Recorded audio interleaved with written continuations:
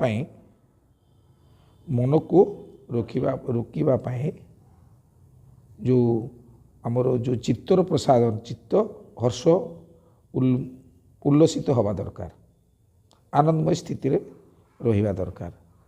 ତ ଜଣେ ସାଧକ ତାର ଚିତ୍ତ କେମିତି ସଦା ଖୁସି ହସ ଖୁସିରେ ରହିଥିବ ସେହି ସୂତ୍ର ଆଲୋଚନା ହେଇଥିଲା। ଯେମିତି ସାଂସାରିକ ସ୍ତରରେ ପ୍ରତ୍ୟେକ ସାଧକ ଯେମିତି ମୈତ୍ରୀ ସୁଖୀ ସୁଖଦାୟୀ ବିଷୟ ପ୍ରତି ବନ୍ଧୁତା ସ୍ଥାପନ କରିବ, ଦୁଃଖୀ ଦୁଃଖଦାୟୀ ବସ୍ତୁ ମାନେ ଦୁଃଖୀ ଜଣଙ୍କୁ କରୁଣା କରିବ, ଆଉ ଆପଣଙ୍କର ଏଇ ଯେଉଁ ଅଧର୍ମୀ ବ୍ୟକ୍ତି ପାଇଁ ତାଙ୍କୁ ଉପେକ୍ଷା କରିବ। ଏହାଦ୍ୱାରା ସାଧକର ଚିତ୍ତ ପ୍ରସାଦର ତ ସୁଖରେ ରହିବ, ଖୁସି ରହିବ, ଏକାଗ୍ର ବି ହେବ। ତ ଖୁସି ଥିବା ମନଟିଏ ଏକାଗ୍ର ହେବା ପାଇଁ ଖୁବ୍ ସହଜ ଭାବରେ ସେ ଏକାଗ୍ର ହୋଇ